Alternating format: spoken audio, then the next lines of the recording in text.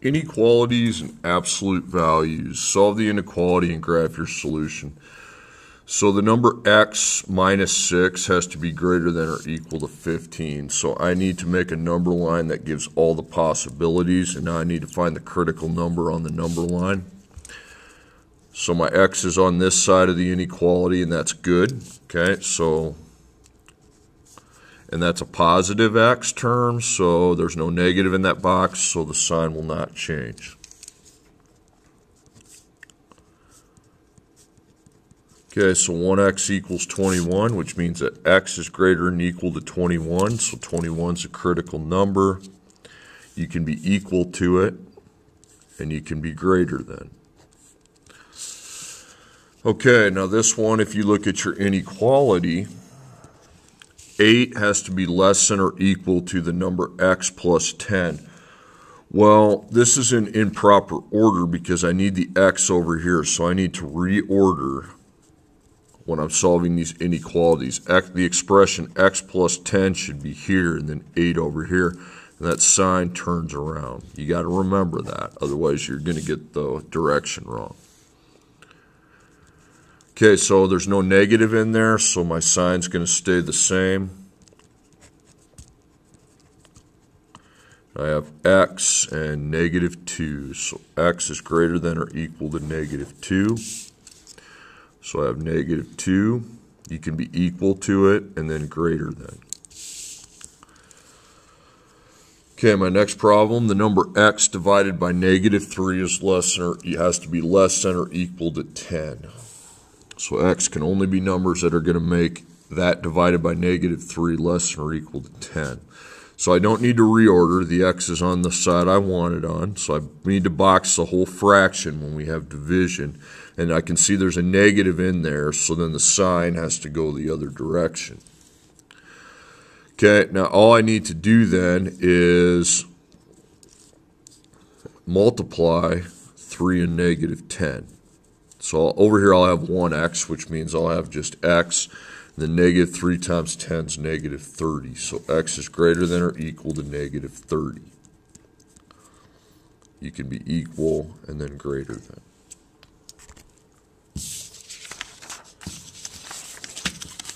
Okay, my next problem. Negative 4 times x, subtract 5 from that, has to be less than or equal to 11. Okay, so here's my sign. The x is where I want it. So I box it up, and it's negative, so then that less than or equal turns to greater than or equal. Plus 5, and I have 16, and then negative 4x. And now it's time to divide to get my answer. So that side's going to be x, and that's going to be negative 4. You can be equal and then greater than. Okay, 3 times x plus 7 has to be less than or equal to 5 times x minus 9. Okay, so as you can see, I have 2 boxes. So before I know if my sign's going to switch, I need to get rid of the x that's over here. So minus 5x, minus 5x. So 3 minus 5 is going to give me a negative 2 times x plus 7, and then negative 9. Okay, now I can clearly see that we have a negative in the box, so the sign does need to turn the other way. So minus 7, so I have negative 2 times x, and that's going to be negative 16. And that's going to give me x and 8. So 8's the critical number. And remember, now we can go greater than. Okay, we're looking for the number line, the critical number. I need to get rid of these parentheses with my rainbows. That's a negative 3, and that's a negative 6. Okay, so I'm going to have 8x plus negative 6, because I times both those. And over here I've got 8x plus negative 24. Now I have 2 x boxes on the opposite sides, but they're the same. So what I end up doing is canceling the 8's. Now this becomes an all solution or no solution for the x variable. Now, negative 6 is bigger than negative 24, and it does open up towards negative 6, so that is all solutions. And when it's all solutions, no solutions, we can don't worry about graphing. Okay, next one. Negative 3 has to be less than or equal to 4 times x plus 5, and 4x plus 5 has to be less than or equal to 13. So this time, since there's two signs, I'm looking for two numbers. So that's a pot. There's no negative in there, so then the signs both are going to stay the same, and I have to get just regular x in the middle here. So I have plus 5, so I need to subtract 5 to get rid of the plus 5, and then I've got to subtract 5 from the negative 3 and the 13. So I have 4 times x, and now I have negative 8, and then I have positive 8. Okay, now I need to divide by 4. I need to divide all three of them by 4, though, because that cancels, and now I have x in the middle. And then I'm going to get negative 2, and 8 divided by 4 is positive 2. So those are your two critical numbers, negative 2 and positive 2. You can be equal to each one of them, and then all you do with the little line is just connect the points, regardless of which direction the signs go. That's what that means. Okay, graph the inequality. Graph y equals, y is greater, y, whatever number y is, it has to be greater than or equal to negative 2 times x plus 5. So we have y and x, which is why we have a coordinate graphing plane. So the first thing I need to do is graph a line, and then I need to run my true-false test down here. So first, when I look at the sign, I see y is by itself. So it is in slope y-intercept form. If you like that method, the slope would be negative 2 over 1, with the y-intercept being 5. But most of you prefer to input 0, 1, 2 for the x.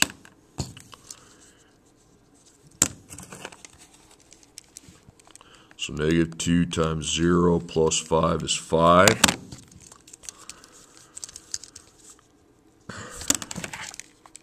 Negative 2 times 1 plus 5 is 3. And then you're just going to go to 1 because it's a line. It runs in a pattern. So 0, 5 is your first point. 1, 3. 1, 1, 2, 3. There's your second. And then 2, 1. Okay, now you can be greater than or equal. So because we can be equal, we just make a regular line. And now here's how I run my test. There's two sides of the line. We've got this side and this side. Pick any point. The best point is right here because that's 0 and 0. So what I'm going to do is put 0 in for both y and x and see if I get a true or a false statement. So drop your sign. Y becomes 0. X becomes 0. And then I do my math. The action's over here, though. That's 0, and then plus 5 is 5. Now, 5 is bigger, but the sign is not opening up towards 5, so that's false. So this is false, and the other side of the line is true.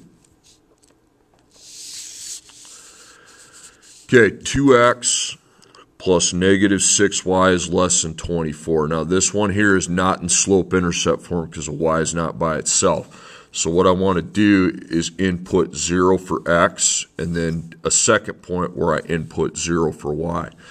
Now I need to copy this down twice. So 2x plus negative 6y, just write equals 24 instead of less than. It's stupid to write the inequality when all I'm trying to do is solve the equation. So if x is 0, we can eliminate 2x. And down here, if y is 0, we can eliminate the negative 6y. So I divide by negative 6, and that's negative 4. And I divide by 2, that's positive 12. So 0, negative 4, 1, 2, 3, 4. There's your first point. And now 12, 0, I'm going to count by 2. So 2, 4, 6, 8, 10, 12. Okay, and then we'll have to do our test. Now, it just says less than. It doesn't say less than or equal, so the line's going to be dashed. Because you can't be equal. The two sides cannot be equal. And then what I'm doing on the line contains all the points that do make it equal. Well, since it's not equal, you make it dash so that you kind of negate all the equals points. Okay, so again, with the test, the best point's right here. I'm going to replace both of those with 0. So 2 times 0 plus negative 6 times 0 is less than 24. This whole side's 0 because it's all multiplication by 0. 24 is bigger. That's true because it opens up towards 24. So true and false.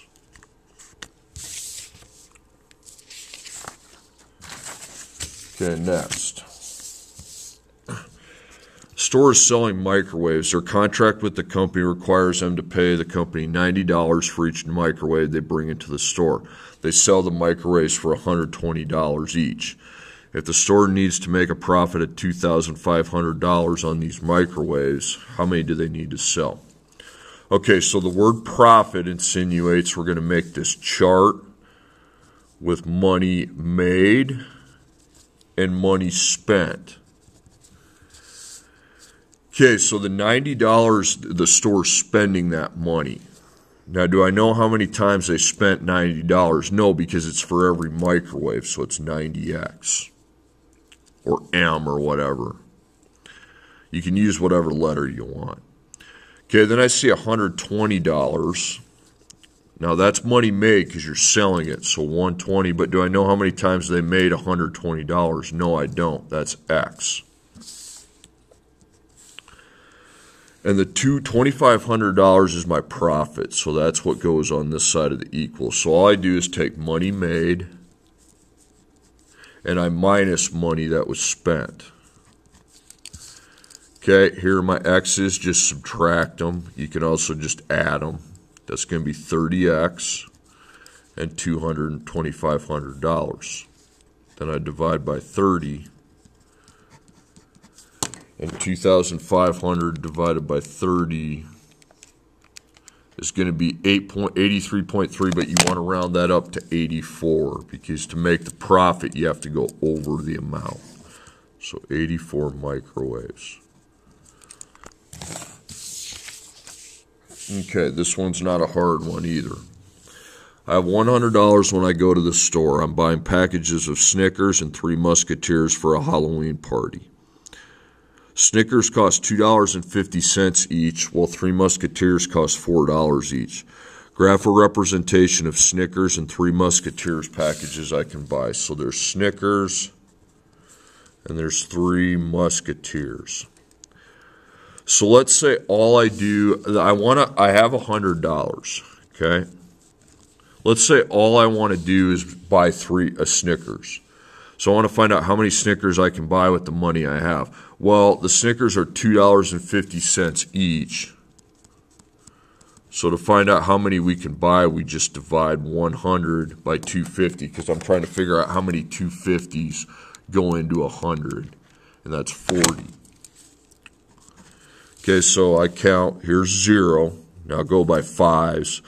5, 10, 15, 20, 25, 30, 35, 40. There's your point, okay? Okay, now 3 Musketeers. If all I bought 3 Musketeers, I would still have $100. But the 3 Musketeers cost $4 each. So I need to figure out how many $4 go into 100. And I divide, and it's 25. So again, 5, 10, 15, 20, 25, 25. And then we connect the dots. Now, can I go over $100? Because remember, I'm the one spending the money. I don't think I can. So this is your true, and this is your false.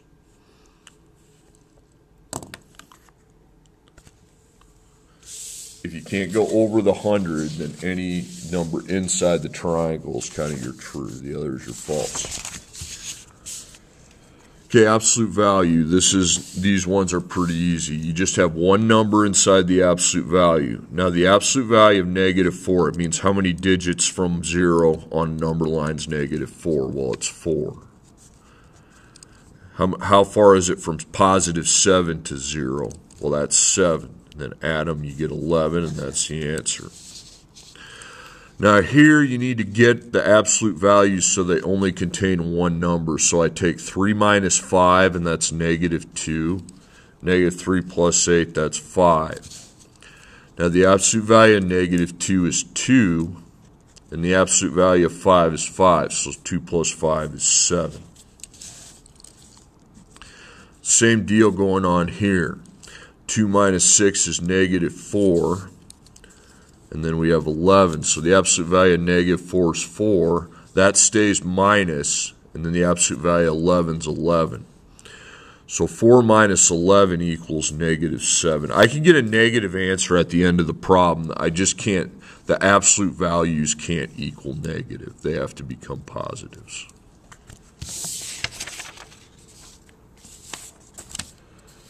Okay, solving absolute value equations. There's two answers.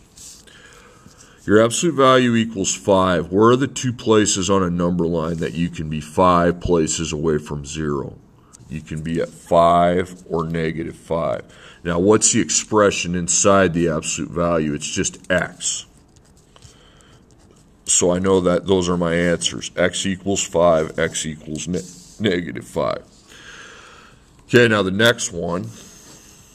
The absolute value, don't worry about what's in it for now, just it's equal to 12. So I can be at 12 or -12. Then inside the absolute value, we have the expression 5 times x plus 3. Okay, then you just solve. You minus 3, 5 times x equals 9. Divide by 5, 9 divided by 5 equals 1.8. Minus 3, 5x is -15. Divide by 5, and that's -3. Okay, now my next one, the last one, I do not yet know what my absolute value equals because we have a multiplication by 2 and then a subtraction of 3. So what I need to do is first off deal with my subtraction of 3 by adding 3. And adding 3 here. So I have 16. Then I have 2 multiplied by 3x minus 4. Now I need to deal with my multiplication of 2. So I need to divide by 2. Divide by 2. That equals 8. And now since that's 1 times anything is just the other factor. So the absolute value of 3x minus 4. Now I know my absolute value is 8, so I could be at 8 or -8. And then I take my expression 3x minus 4, and now I can solve for x pretty easily. So plus 4, 3 times x equals 12. So 3 times what number is 12? It would be 4. Plus 4, 3x. -8 plus 4 is -4. Then when I divide by 3, -4 divided by 3 is a decimal, and I'm fine with decimals like up here, but when the decimal never terminates or never ends, we're just going to circle this.